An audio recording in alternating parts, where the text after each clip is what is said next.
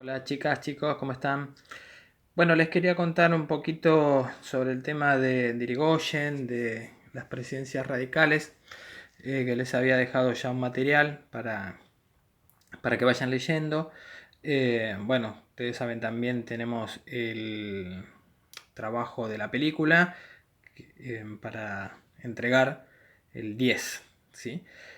Em, bueno, en esta oportunidad, esta semana, ustedes ya saben también que a partir de esta semana comenzó eh, esta propuesta por medio del colegio de enviar eh, material en un día puntual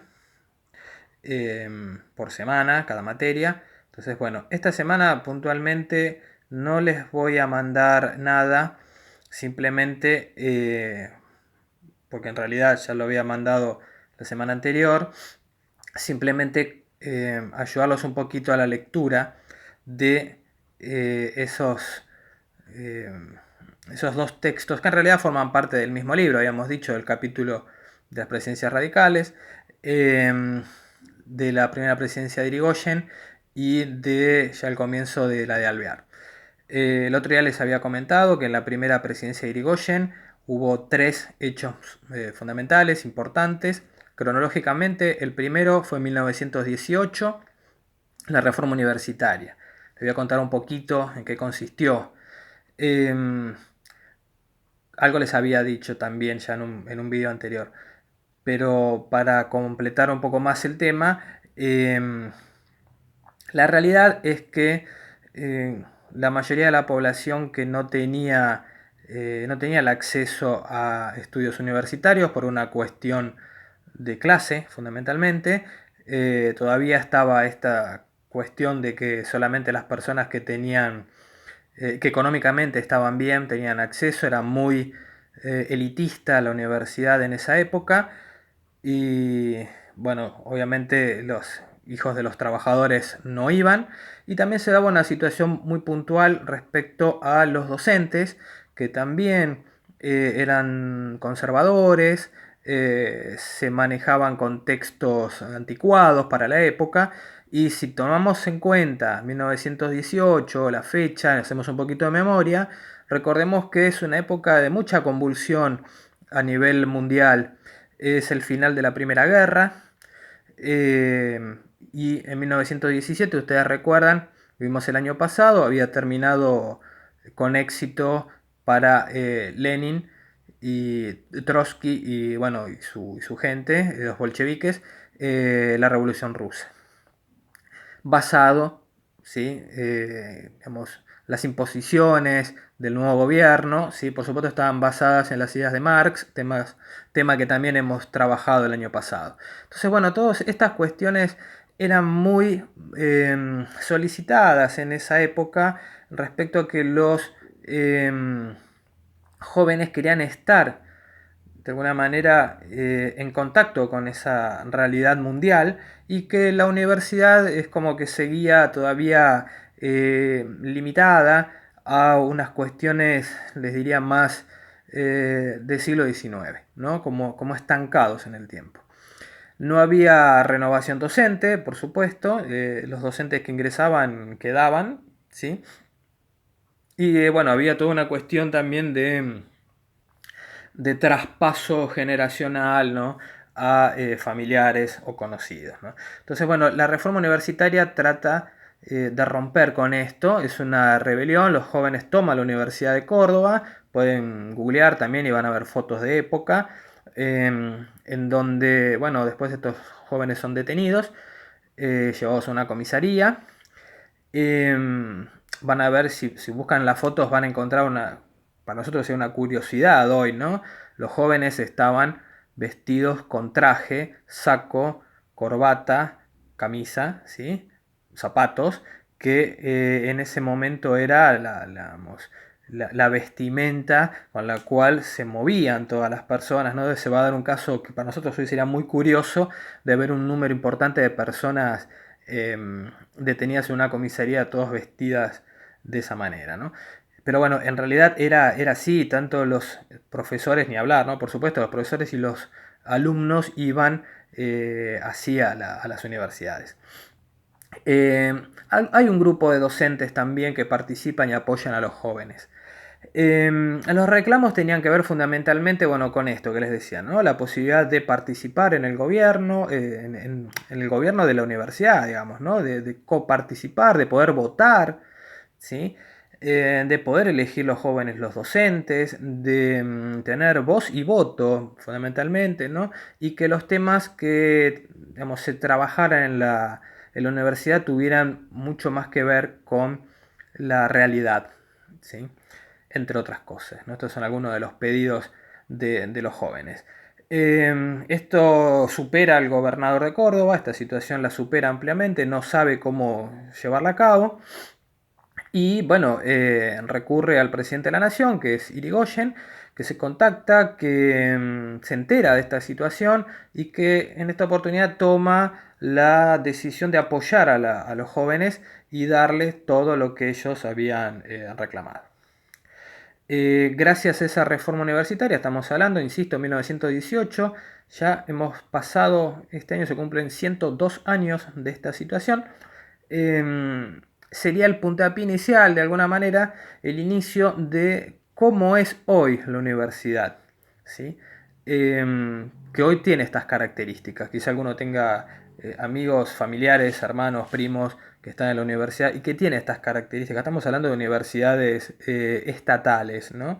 Nacionales. Esto arranca en Córdoba y después se va, por supuesto, a trasladar a Buenos Aires, a distintas provincias e inclusive en Latinoamérica hay muchos movimientos de este tipo.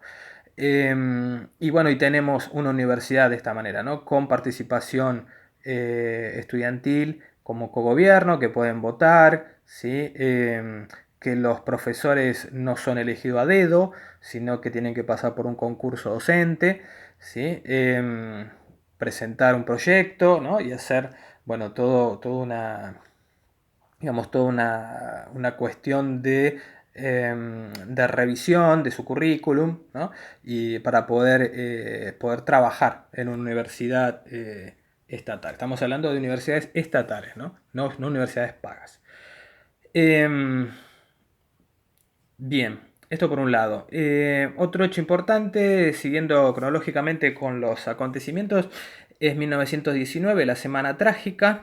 Yo les había dicho en uno de los mensajes que les envié eh, que estaría bueno si lo podían comparar con los sucesos de la Patagonia Rebelde, que es el trabajo que ustedes tienen que hacer y presentar, ¿no?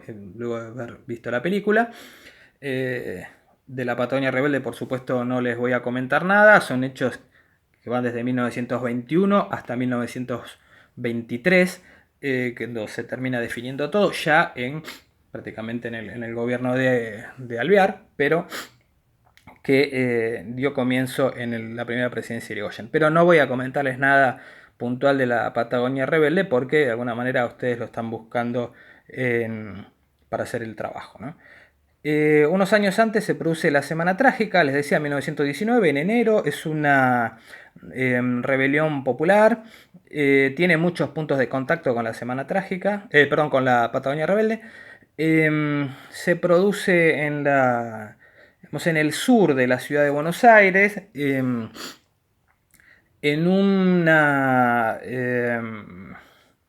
empresa, una fábrica, podríamos llegar a decir, de un taller muy grande, metalúrgico, de Bacena, era con B corta, Bacena era el dueño de este taller. El reclamo tiene que ver con mejoras salariales, y también bueno, expulsión, cesantía de empleados y bueno, malas condiciones de trabajo, una serie de pedidos de los trabajadores que van a provocar eh, en esa protesta frente en las puertas, digamos, del taller, que Bacena recurriera al auxilio de la policía y los bomberos, porque en ese momento los bomberos estaban armados y cumplían función también policial, teniendo en cuenta que en aquella época no había una gran cantidad de policías en número, digamos, ¿no? Entonces los bomberos ayudaban en situaciones de rebeldía. En este caso, Irigoyen apoya a el empresario, a Bacena, ¿sí? Que esto, bueno, va a llevar alguna polémica. Esto es algo que también historiográficamente, recuerden, cuando hablamos de historiografía estamos hablando, ¿no?, del estudio de la historia y de lo que escriben los historiadores. Eh, la duda se centra en por qué Irigoyen, que un año antes, en la rebelión estudiantil, apoyó, digamos, a las clases más bajas, trabajadoras, por qué en este caso no. Bueno, hay distintas versiones. La más conocida es que hay presión de los grandes empresarios que se unieron a Bacena, por un lado. Los capitales internacionales, fundamentalmente Gran Bretaña, que también estaba presionando con esto de que cómo puede ser que el presidente ceda ante cada rebelión popular. Estaba siempre dando vueltas la idea de que si eran trabajadores rebeldes, eran anarquistas, comunistas, socialistas, bueno, y que estaba como ese temor a que querían cambiar el estado de las cosas, ¿sí? Es cierto que había algunos anarquistas que apoyaron la rebelión, ¿sí? Y bueno, en definitiva, lo que se produjo fue que Irigoyen permitió que actuara la policía. No quedó nunca demasiado claro. También siempre tiene que ver con qué libro o periódico uno lea. El diario La Nación en esa época, el diario de la élite, eh, llegó a decir que todo empezó por disturbios obreros y por eso la reacción de la policía y los bomberos. El diario La Vanguardia, lo contrario, un diario socialista, va a decir que en realidad fueron la policía y los bomberos los que empezaron a presionar y a molestar hasta que lograron la reacción de la gente. Nunca quedó muy claro si fue una piedra, si fue un tiro, un empujón, un insulto, pero la cuestión es que todo terminó en un enorme tiroteo de un lado y del otro que duró justamente una semana, por esto del tema de la Semana Trágica, el nombre de la Semana Trágica, y que va a continuar lamentablemente cuando días después los obreros lleven a sus compañeros fallecidos al cementerio de la Chacarita. Si hablamos, por si no conocen la zona, estamos hablando que esto sucedió en el sur de la ciudad. El cementerio de la Chacarita está en el centro de la ciudad de Buenos Aires.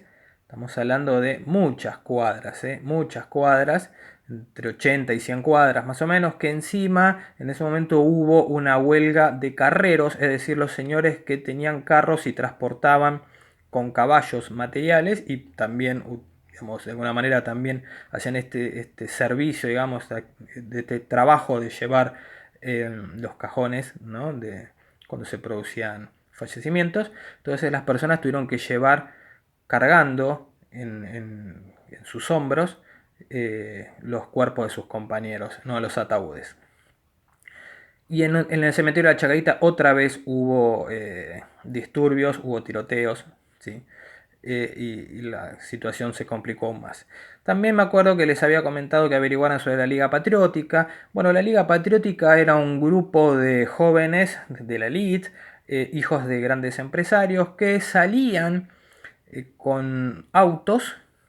En esa época, recordemos que el auto era un artículo de lujo, muy poca gente tenía autos, y estos muchachos salían a producir disturbios y a ir a los barrios más pobres, fundamentalmente de noche, y disparar a la población, a los obreros, o sea, a los trabajadores, y han matado un número importante de personas, y también atacaron los barrios judíos, aprovechando que mientras en la Semana Trágica la policía y los bomberos estaban ocupados en este tema, ellos se dirigieron al barrio, al popular barrio de Once en la ciudad de Buenos Aires, que es un barrio que, digamos, la comunidad judía desde hace mucho tiempo está allí. Eh, y bueno, en una actitud discriminatoria, xenofóbica, como la quieran llamar ustedes, eh, arremetieron contra ellos, ¿no? Porque en esa época se relacionaba que el judío era comunista. Entonces se mezclaba toda esta cuestión y se producía, bueno, se produjo esta situación horrenda, ¿no? Bueno, y como, insisto, el último punto importante de Irigoyen fue la Patagonia Rebelde, que no voy a hacer mucho comentario porque ustedes tengan que hacer el trabajo. Irigoyen se manejó siempre con, que esto lo he comentado también, con intervenciones federales, ¿sí? Que era este problema que él tenía de que no tenía mayoría ni en la Cámara de Diputados ni en la Cámara de Senadores, entonces tenía que recurrir a esta situación, ¿no?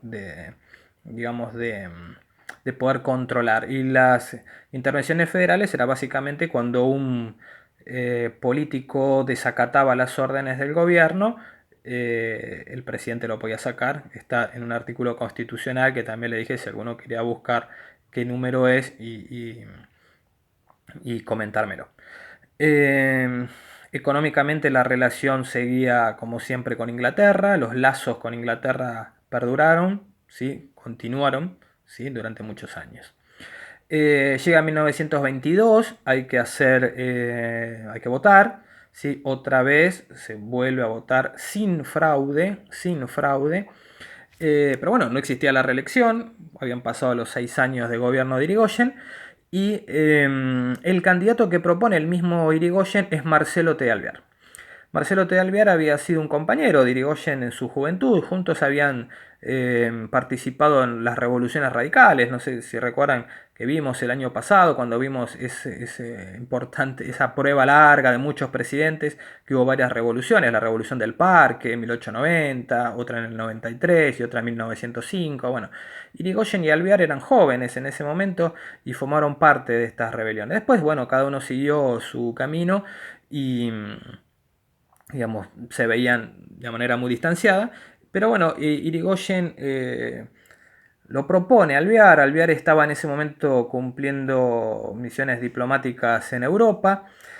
Acepta ser candidato a presidente y a pesar de estas cuestiones que les decía, de estos sucesos trágicos tanto en Buenos Aires como en la Patagonia, sin embargo al momento de votar la gente digamos, llegó a la conclusión de que había sido relativamente bueno el gobierno de Irigoyen, popular, y bueno, eso le permite a Marcelo T. Alvear ganar con mucha tranquilidad las elecciones. ¿Sí?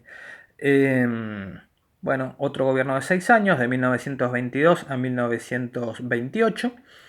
En la segunda parte del material van a ver, solamente les cuento un pedacito, van a ver que lo primero que marca el historiador Romero es que son muy distintos eh, en el carácter Irigoyen y Alvear. Irigoyen era una persona muy cerrada, muy, les podría decir, no sé si tímida, si es la palabra tímida, pero sí es una persona que no se exponía públicamente, que no daba grandes discursos, que no escribió libros, pero que se acercaba a la gente, se acercaba de manera de pasar desapercibido, o se tomaba un tren e iba a un pueblo y a hablar con la gente, pero en pequeños grupos, no le gustaba exponerse demasiado.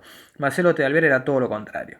Marcelo T. Alvear era una persona que en donde había un lugar para, digamos, fundar o un lugar en donde, no sé, por ejemplo, el Teatro Colón, donde hubiera gente, exponerse, inaugurar un estadio de fútbol, bueno, él estaba ahí presente, le gustaba mucho, parece que el tema de las fotos, le gustaba mucho el tema de la exposición pública y fundamentalmente le gustaba bastante codearse con las clases altas, a pesar de que él, ya les digo, formaba parte de un partido popular. Esto es lo que va a llevar a que eh, algunos radicales se arrepintieran de haberlo votado a Alvear porque en realidad actuaba de alguna manera parecido a lo que actuaban los conservadores, que en realidad era el rival del Partido Radical en ese momento. Y esto va a producir un quiebro, una división en el partido, que se va a llamar los personalistas o también llamados irigoyenistas, que van a apoyar el regreso y van a querer el regreso de Irigoyen, y obviamente del otro lado los antipersonalistas o anti-irigoyenistas, que por supuesto no lo quieren Irigoyen y están conformes con las actitudes de Alvear. Bueno, hasta acá un pequeño resumen de esos dos envíos, ¿sí?, que les alcancé. Bueno, vayan leyendo, por favor, de a poquito. Y bueno, para el 10 les recuerdo el trabajo de la película, ¿sí? Próximo envío, la próxima semana, seguiremos charlando seguramente, para avanzar y quizá terminar el tema de las presencias radicales. Y les voy a enviar también, para ir leyendo con tiempo, ya la última parte de este capítulo, que habla del final del gobierno de Alvear y del segundo gobierno de Irigoyen, que es muy cortito porque se produjo el golpe de Estado, el primer golpe de Estado en Argentina. Bueno, les deseo lo mejor. Una vez más, saludos a la familia, cuídense y nos estamos viendo prontito. Chao.